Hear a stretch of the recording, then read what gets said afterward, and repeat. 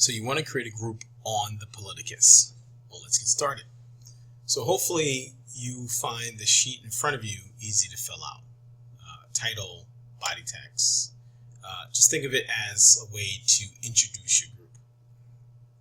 Once your group is created, it will land here, and this is the group landing page essentially. So right now we have 4 groups set up. Let me walk you through one of the groups because there's some things you can do with groups that's pretty cool. So let's go with this group here, and let me show you what a finished group page looks like. So this is the group page for mass incarceration in the US, and as soon as it loads, you can see the image itself. So this is the image. This introduces everyone to the group, so you know what the group's about.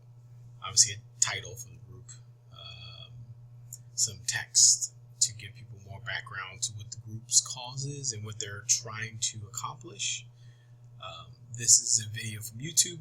Hopefully when you input the body text, you'll see there's a little button to add YouTube videos to your body text.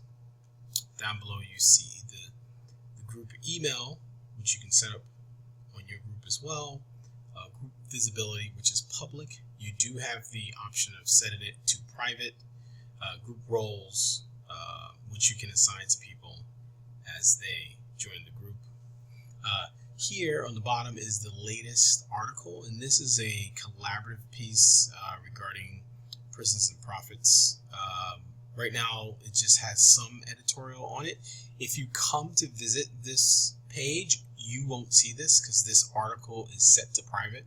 And that's a cool thing about groups. You're able to set specific content that you create to private, so only group members can see it, and you guys can collaborate without people seeing the product not finished. And how do you do that? So once you create the group, I mentioned before, this is a group landing page.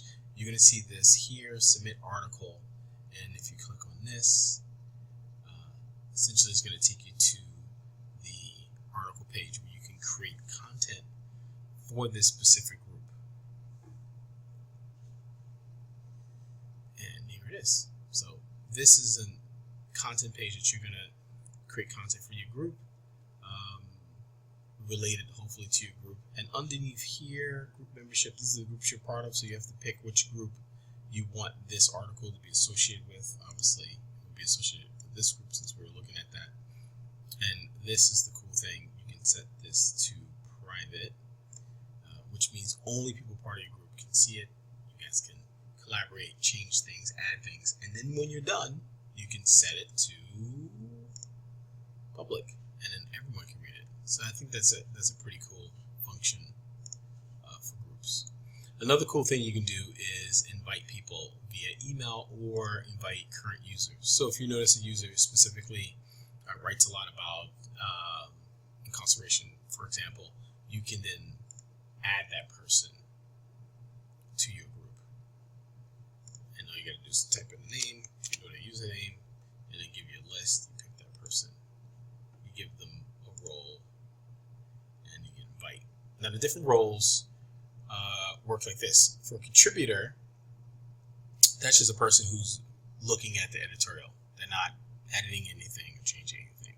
An editor can change actual articles that you create, and an administrator can create or change anything on the site itself.